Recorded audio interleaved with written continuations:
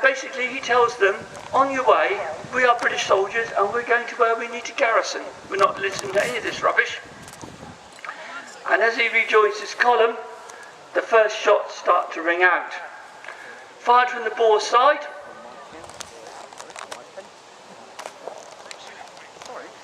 This is then an active declaration of war.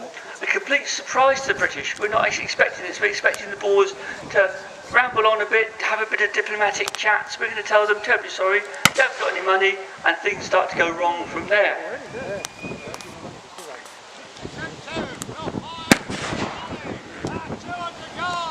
And Scrivener's column is quite surprised. They're not expecting to have to go into battle, and they fall out in fairly drag order, taken on by column.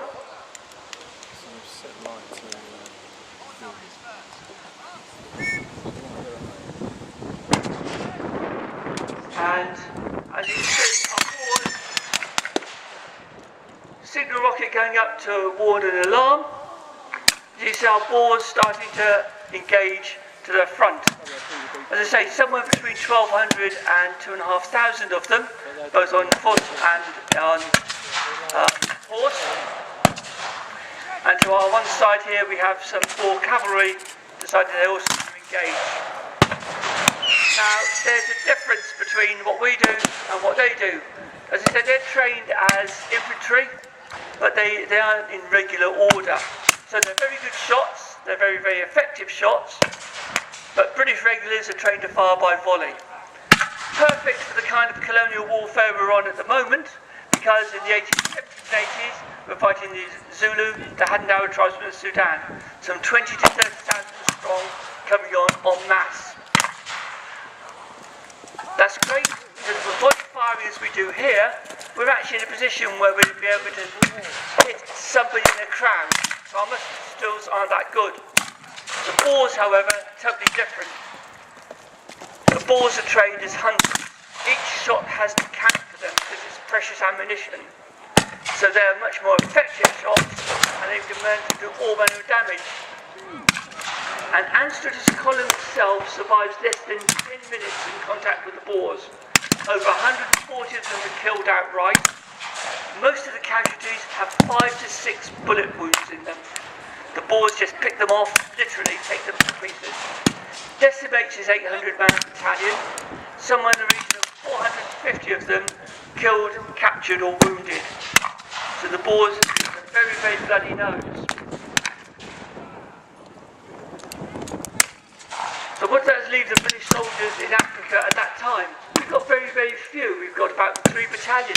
We're only there as a garrison. We're not expecting to fight anybody. And so what tends to happen is that the First Boer War develops into a series of small-scale sieges, where sometimes as low as 20 to 30 infantrymen are besieged by a Boer commander, perhaps 150 or so. The largest of those sieges is a place called Pretoria, the Boer capital. And we're quite lucky in Pretoria, in that at Pretoria itself, we've actually managed to capture the Boer arsenal, their armoury. Included in there are a number of artillery pieces. We're quite lucky the artillery piece we have here on the British side is actually an 1861 3-pounder Whitworth. Exactly the same piece of ordnance the Boers were using, and that we took off of them in 1877 and used against them in 1881.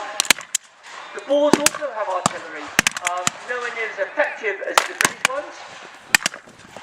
They have an old ship's cannon, they have a number of other guns they make and put together, but it doesn't mean that they can actually trade artillery against ours.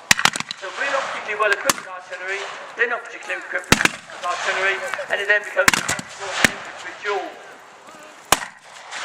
And some cracking volleys coming out of there, as I say, perhaps demonstrating the difference between the way that the British think of fighting and the way that the Boers do.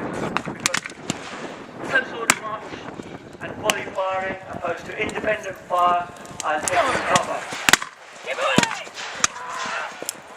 Colley, the general given the task to actually make sure that the Boers are put down and we beat them, actually starts to advance, and it goes in a brigade, around about 3 or 4 battalions strong with cavalry, with mounted infantry, and they're in a position where they actually find themselves fighting at Ingogo and at Lang's Neck, where they suffered two particularly bloody defeats, and eventually get to the Transvaal and hold a place called Juba Pass, known by the native Africans as the Hill of Doves. It's a high escarpment that dominates the Transvaal. It's one of the traditional passes across the Transvaal into Natal. If you think of the Natal area, the northern Natal Transvaal border, as being very much like Flanders is in Western European history, it's a crucible of a continent's sort of history, because most of the fighting we do, right the way through from the 1820s through to 1914-15, when the Boers rise up against us in a limited way at the start of the Great War, is done in that crucible.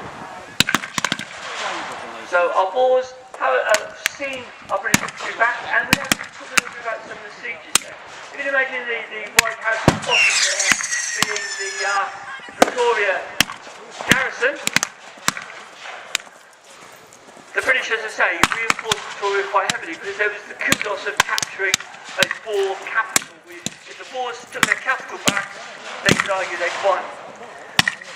We saw property in a different way to the Boers, because even in the Second Boer War of 1899-1902, we actually captured both Bloemfontein and Pretoria, the two Boer Republic capitals, very quickly in the campaign by 1900. As far as we're concerned, in terms of European terms, we won, because we've beaten them in the field and we've captured their capital. The Boers, because they're not town dwellers, they're much more farming, they're not interested in having to capture the capital, and they carry on a guerrilla war for the next 2.5 years after the capture of those capitals to make sure that we have to continue fighting them. They don't see territory quite the same way we do.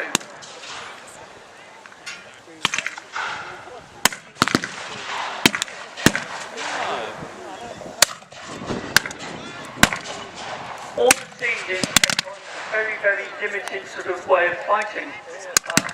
If you could think a little bit of a crossover between the Crimean trench warfare of the siege of Sebastopol and the very, very early parts of the Great War in 1914 in Western France, we actually started to see people using trenches.